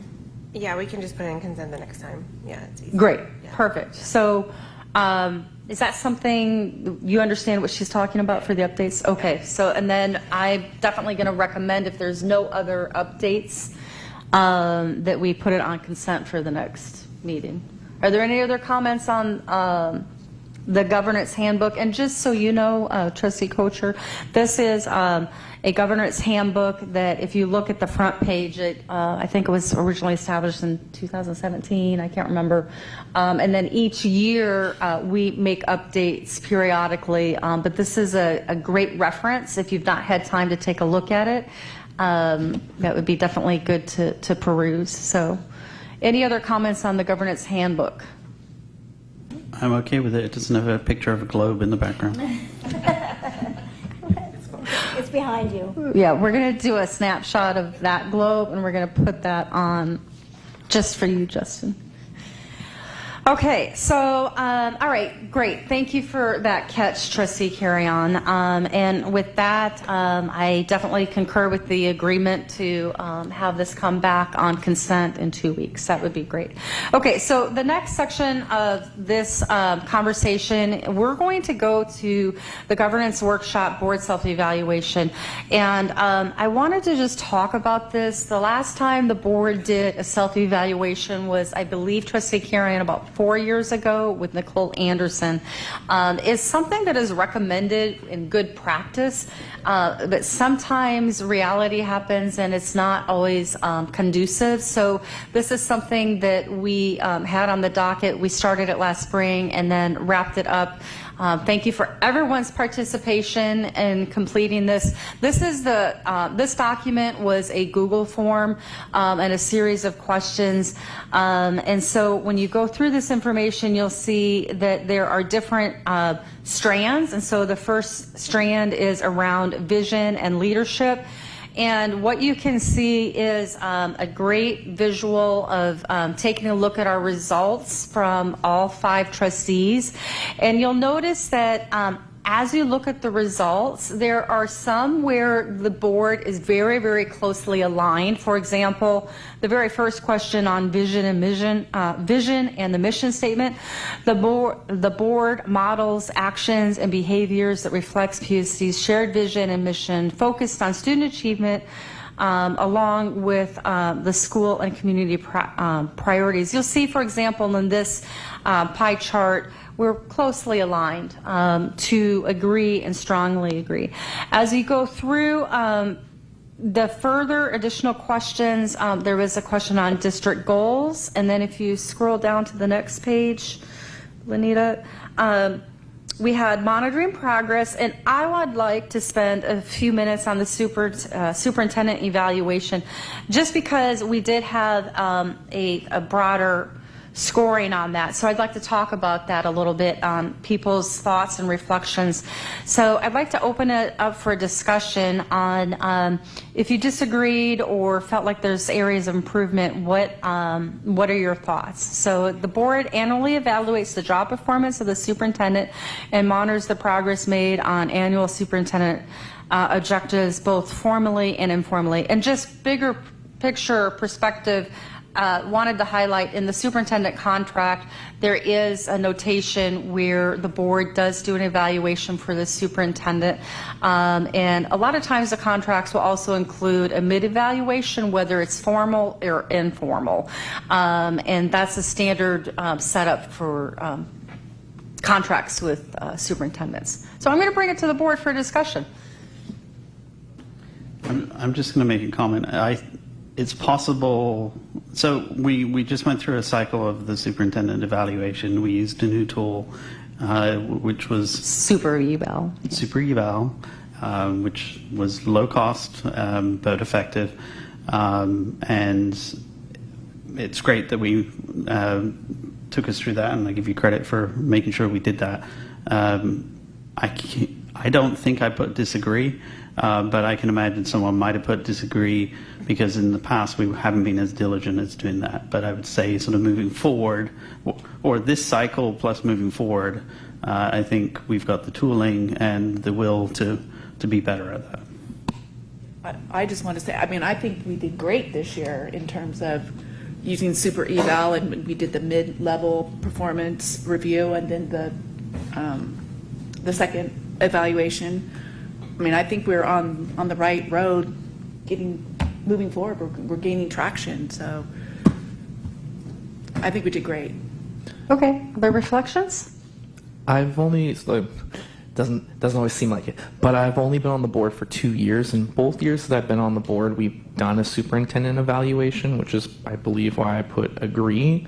And then this year we did the midterm and the as we're in the full. So what I'm saying, so for me, it was like, okay, so we've not only done it while I've been on it, but we've also improved since I've been on it. So I would just share, in years prior, and I know in talking to former trustees, there's different ways that superintendent evaluations can be done. Sometimes boards will hire a firm to come in. I know that was done several years ago. Other times, an independent tool is created. Actually, ACOE, Alameda County, is advocating and advertising that they have created a superintendent tool. And a lot of states will have superintendent tools. We purchased Super Eval, and this will be our second year for contract, which is really, really nice because then the board members aren't having to actually create a tool. So, and I know Trustee Karen can share as well. We've seen it done a couple different ways. I enjoyed using a tool to kind of help navigate our conversations. So I think that this is definitely an area that's progressing, and I hope that it will be something that will be consistent. So any other thoughts on this one? Okay, if not, moving along, let me see if there's another one. Oh, this is a good discussion. I looked back at this one thinking, okay, maybe this is depending on how people read the question, like if we've never done it before or we have. So this one, we were a couple different spots. So I'd like to have just a conversation of like what our thoughts were as you were filling out our colorful pie chart. I can't remember what I voted on this one, but I will say, like you said, there's a couple of different ways to do it. I think we've been true to our bylaws in that all of us have gone through CSBA training and completed it. And before taking on a leadership position, we've taken the president's addendum to that. But we as a board have been conscious of the fact that we're cutting positions, and as a result, we've also said, is it appropriate for us to be spending money to go to CSBA for continuing education, right? And we've chosen not to do that. At some point, I would like to see that reinstated because I think it's important that we don't get too myopic and just do things the Pleasanton USD way, and we get perspective from, when I did have the opportunity to do the initial training, getting the perspective from other districts and having that interaction and perspective was fascinating, useful, and would be useful going forward. So depending on whether you're thinking about the training, if you're newer to the board and just did it, or you were like me, you did it 4 years ago, I haven't really done much with CSBA since, right? So I'm guessing that's why we had such a colorful wheel. I think I'll just kind of go back to our financial audit when they dinged us for not doing CSBA training. We were very defensive, saying, we do it. So that's something actually that our outside auditor notated the importance of ongoing professional development for trustees. So I definitely agree with that point. And then you'll see the grows and the glows. I think the statements are pretty explanatory, but this was just kind of consolidating our points and our reflections. I would like to point that this is the first year that we did more of a formal mid-year review that mirrored the core standards. We also looked at CSBA superintendent qualities with that CSBA training, which is the California School Board Association, and I think that was a framework that may be considered moving forward. In the past, it was just more informal conversations, but I think that anyone likes to get coaching, information, and feedback on their job. So the point here is to not just have an evaluation on paper, but to have a meaningful process. That's the whole idea behind it. So that's strand one. And then we'll just go over the governance and policies. I would just say in general, my reflection was that it was one of the strongest strands in terms of the scoring, reflections from the trustees. And this actually shows a great example of hand-in-hand partnership. I do have to acknowledge our staff who work diligently, Lanita, in helping with CSBA updating and policies. I know other districts, they might have policies that aren't updated like in 15, 20 years. And Pleasanton is very up to date, and I know our staff can attest our ongoing time reviewing the policies. So the board policies is definitely a strength. Are there any other comments, trustees, as you take a look at this strand? Any ahas or reflections from your perspective in looking at the grows and glows, or any other, what speaks to you with the data?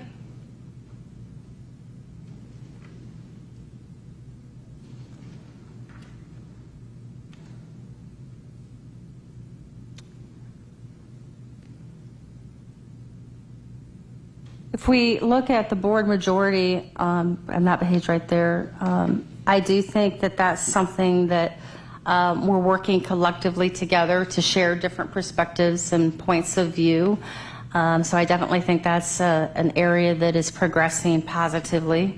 If we go to strand 3, if you look at that data, I'm going to open this back up. I would like to kind of laser in on student opportunities, because that was one. 3D had the next page. 3D for student opportunities. The board actively seeks to support educational opportunities for every student, including strategies for removing barriers to student learning. So let's talk about this one. I think we're working on it. We're getting there. We're trying. I mean, I think we have that ad hoc committee, and I think that we are. What? I think we're on the road. We're on the road. We're on the pathway, but we just need to get. We have to go up that trajectory. But I think we're getting there. So I'm going to push a little. Where do we think that the board could do better? Because clearly we had some opinions where it's not. We didn't do all strongly agree. So I want us to talk about this a little bit further. I mean, I guess if we're going to deep dive into it, the fact that we had to have the ad hoc committee alone shows that there's still work to be done, and that we as a board have room for growth on how we do support educational opportunities for every student, because clearly there was a concern and a need from the community that wanted a response. And I think it's good and proactive that staff, the board, and everyone did that and are moving forward, and they took things from it. And so I think these are the forward steps, the things to do. And now it's just this year, maybe when we come back to 3D, it will be agree or strongly agree, because we'll have continued that growth. I just want to also say that we have to continue and we have to act upon the recommendations of that ad hoc committee. I mean, I think there's still a lot of work to be done, but we started it. I think one comment I would say is that this actually speaks in alignment with our data, because we have disproportionality with our student achievement data when we think about that, and some of the challenges with our students. For example, we know we've been targeted with CSIS, with the disproportionate with our Hispanic students, classification of students who are African American, Hispanic into special education. Yeah. I think you can speak to it further. Yeah, that's correct. So we continue to be significantly disproportionate, and the students who are African American, Black students, and Hispanic for eligibility in special education for specific learning disability. So that's longstanding. I look at this item here, or this section. The board actively seeks to support educational opportunities for every student, including strategies for removing barriers. That's the job. I would hope you would continue to seek how we can improve the outcomes for students who we know historically have been underachieving. And we have some steps now we've always had steps. We just need to continue to pursue and just get stronger in our ability to serve our underachieving students. So CSACE is one of those plans. I think to expand on your point, Mr. Dialazo, would be thinking about even when we talk about our students who register for AP classes and which students are registering, is it a certain student demographic, and how do we support other students that may not necessarily be inclined to register for AP calculus or something of that sort. So I think that's a great point. Absolutely. And so you think about another plan, the LCAP plan. There are specific strategies that our staff, for example, that you mentioned, even enrolling in advanced placement courses, taking A to G courses, courses maybe that are more aligned to a CTE pathway. how do we keep getting students informed so that they have those different pathways for achievement? So all of those things are multi-layered and multi-staff responsibilities for each student. Yeah, I was going to say the fact that we have in the AP Computer Science class specifically designed for English learners, which is not something you see in every district, so that they can learn that topic, pass that AP test at the end of the year, is a huge thing. Yes, definitely. Well said. All right, next strand, we have just two more strands. The fiscal responsibility. I think this one is really telling and reflective of the work that this current board has been working on for the past 2 years. So, yes, budget. This obviously, at least I think we can all say, has been on our agenda items every month and encompassing, I would say, a lot more of our current role than necessarily in a traditional normal sense. So I would actually also concur with the data is reflective to our times.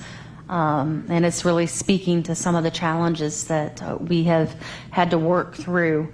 Does anything else stand out to you, trustees, that you'd like to comment on some of the other categories? Transparency, audits, facilities, or recruitment?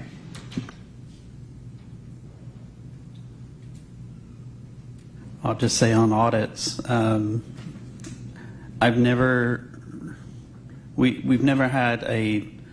we've had audit recommendations, but we've had never had a negative audit certification. But we have had to do some work to strengthen our financial tracking and so on. And those are all positive things in that it results in a healthier district. So I think that's been an area of development. But I think in terms of following the law, following the spirit, being open with the auditors, the CBO team has been very transparent with the auditors, which has been phenomenal. And our partnership with the county has led to additional things that we can do to strengthen our accounting, and I think that's a positive thing. So. I would echo that after serving with Trustee Walker on the Finance Committee to interview. Just recently, we had the opportunity to interview audit companies, firms, and it was very enlightening to find out typical reasons why districts are being audited. A lot of it is compliance with independent study and other factors. And so that was a great thing to see. And so it definitely echo your point, Trustee Brown. Any other thoughts or comments? Trustee Carrion or others? Okay, so the last strand is our ethics. And it's into several different categories: high expectations, role models, our code of ethics, working as the entire board, conflicts of interest, and our grows and glows. So any big reflections that anyone would like to share on this one? Don't talk all at once.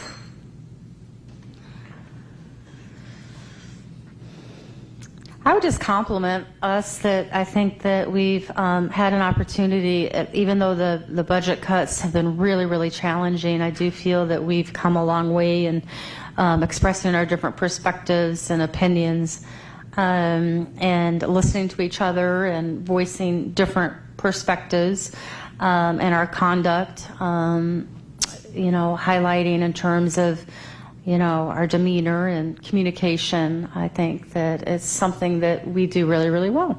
So. Yeah, I mean, what I'll comment is when we have the board meetings, even though at 8 o'clock at night we've got only 2 people in the audience tonight, it depends on the topic, right? But the point is our meetings are televised, our meetings are accessible, we are accessible, we're respectful to each other and so on. And I think that has only improved in the last few years, and that's really a positive.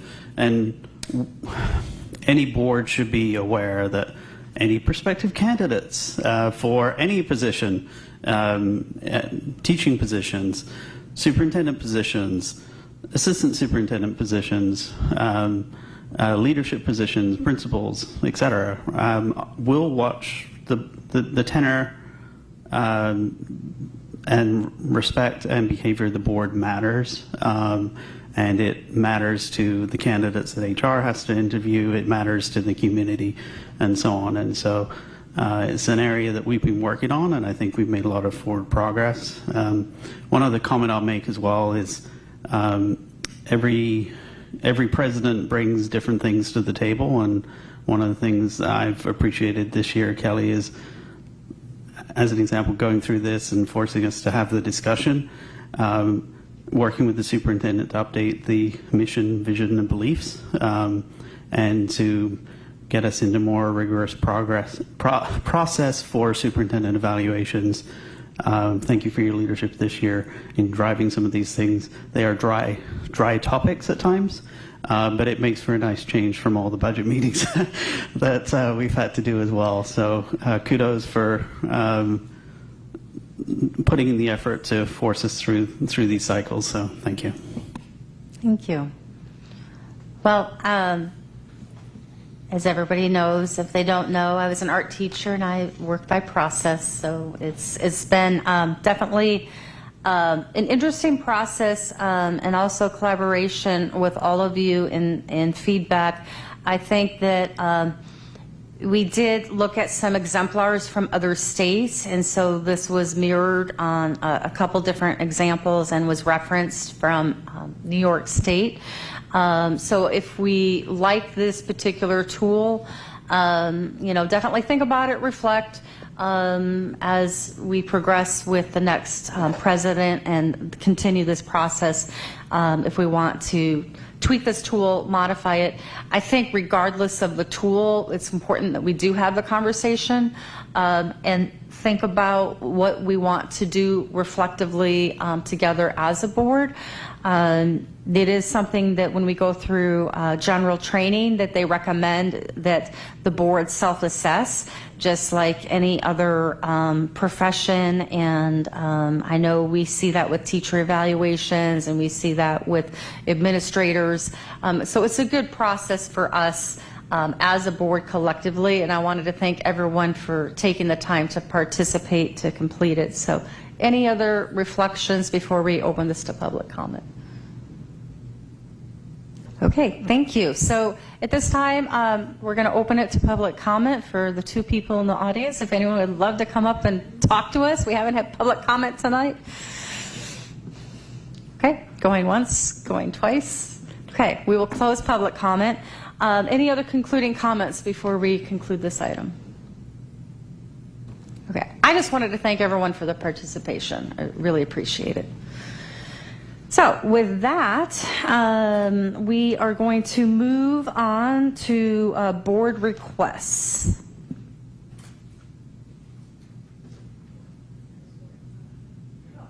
Sorry, board. I'm reading the thing. Sorry, board reports and requests. My apologies. So we can actually, we'll start with the with Trustee Brown, and then we'll come back. All right. In terms of reports, I had two of my kids start middle school today. This is the first year in 3-4 years that I haven't heard about calendaring problems. So kudos to staff. Thumbs up on that. Didn't hear of any maintenance issues, calendaring issues, and that's the first year. So I know you took the feedback seriously and worked with the principals and so on, and I did see an improvement this year because my phone wasn't blowing up from other parents. So kudos on that. I had one start high school today. She successfully made it back on the public bus, which was good. Yeah, so not a lot of school board activities. It's been kind of nice to take a break. I think everyone knows by now I'm not running for re-election. So, but there are 3 candidates for the seat, and if anyone's listening, that is one of those 3 candidates. If you'd like to reach out to me or any other board members, I encourage you to have those conversations now, and make sure that you tap on the collective experience of the board as you ruminate on how you would be in this position. So it's been a privilege to be here. I'm not doing my going away speech tonight, but yeah, so it's been an interesting summer, and that's about it. Thank you. Thank you. So I attended the facilities committee, and that was very interesting and great. And then again today, I had the privilege of going with Mr. D'Alazzo to 10 schools. Everyone was really excited, and nobody was complaining about the master schedule or not getting their classes. It was great, and everything looked beautiful. So it was really fun connecting with people. I got to see a lot of people I haven't seen in a long time, and I'm going to miss your jokes on the board. So, however, yeah. They'll just get worse between here and December. Okay. We still have 4 months. All right, so I did National Night Out, which is always a lot of fun, seeing the different neighborhoods, communities, and like what's going on with that. I also went with Mary Jo to the diploma, certificate, and GED graduation over the summer. I did lobby days up at the Capitol before they did the final vote on the budget for the state, trying to push for funding and different pieces there, so that was a lot of fun to do. I was at the National Education Association's Representative Assembly in Denver, which is where we look at like what are the big ideas or issues going on in education and what are we trying to do about that. And then, I did the Donlin Welcome Back Carnival, which they added in community partners this year, which was really cool. So they expanded it, and it was a massive amount of children in that area, a ton of parents. And then I also did the Young Electeds Organization Network, which was really cool because they talk about policy, what's it like being in positions like this, and then they also bring in speakers to talk about different issues. So I saw Bill Nye the Science Guy at that, which was really cool. Great speaker, by the way. Alyssa Milano, and Kamala Harris was there, and so was Stacey Abrams. So it was a really cool experience. And then as far as requests go, I would say just because it's been summer break, so a lot's going on.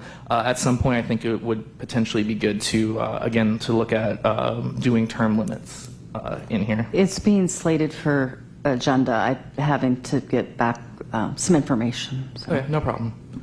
Thank you. Okay.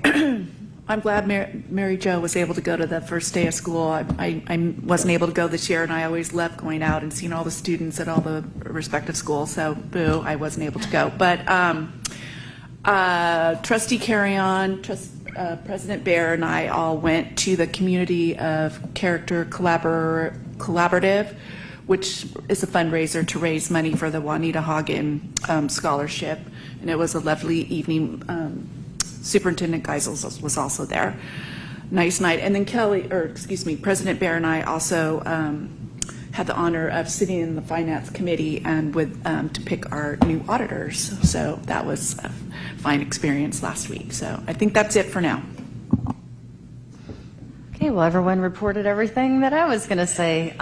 So I'm not going to repeat. Just to say congratulations to all the students, teachers, classified staff, and management, and everyone working hard for a kickoff for the first day of school. I have 2 high schoolers now, and then 1 rising freshman in college going to UC Santa Barbara, his alma mater.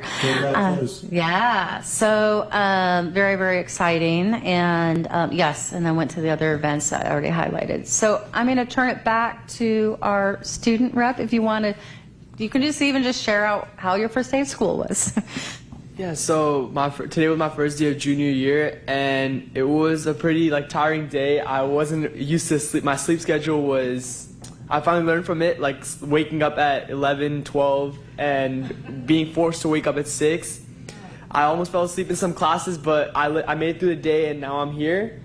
And over the summer, I also had the pleasure of attending National Night Out as part of the Pleasanton Police Department as a sergeant for the Explorer program. And I got to talk to the community about just what they wanted to see from law enforcement, and I got to talk to them as a student and to see what they wanted in schools as well. So I had the pleasure of doing that. Okay, great. And so, of course. So one of the kudos, and this kind of goes to the principals, the vice principals, and others. The freshman orientation sessions that they do really make a difference to our kids.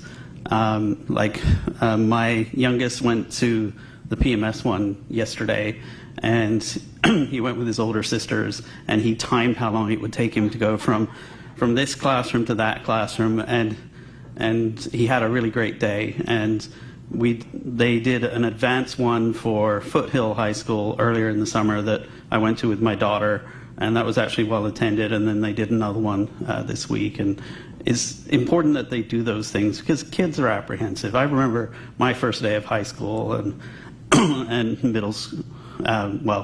Where I went, we didn't have a middle school, but I remember those times and the angst that you feel, and taking at least part of that angst away by offering that, and the time that the PTSAs, and I'm not even sure all those that go into organizing those, but I just want to call those out, that those help transition our kids between our elementary, middle school, and high school, and those are good things to invest time in. And if you could pass my thanks on to all the staff. I know the principals are involved because I see them doing the announcements, but I also know that there's a bunch of other people involved in the background, so just pass on that. Thank you, Trustee Brown. I do want to add, too, to what you're saying, and I mentioned this to Trustee Carrion today. Even our preschoolers from the iPads program, when we do the warm handoff to the kinder classes at the elementary schools, our teachers are actually there today to be with their former preschoolers in their kinder classes, helping the teachers really get to know their students. So that warm handoff happens at all the transition time. So thank you so much. Okay, so we're going to, can you scroll down to the dates? I'm just going to read them real quick because I changed my page. Okay, so this is a list for our next board meetings. We have a regular board meeting August 27th. Then we have a regular board meeting September 10th. We have a special board meeting on September 16th for facilities, and then we have another regular board meeting for September 24th, 2026. So before we adjourn, I'm just going to open up public comment. The board will be going back into closed session. There will be no action for this item, but it is in regards to public employee appointment for PUSD superintendent position appointment. So if there's anyone in the audience that would like to speak on this closed session item, this would be the time to do so. Okay, seeing none, we will close. And we are going to officially adjourn this meeting. Once again, the trustees are going to go in closed session, but no action. So have a great evening, and we'll see you in 2 weeks. Thank you.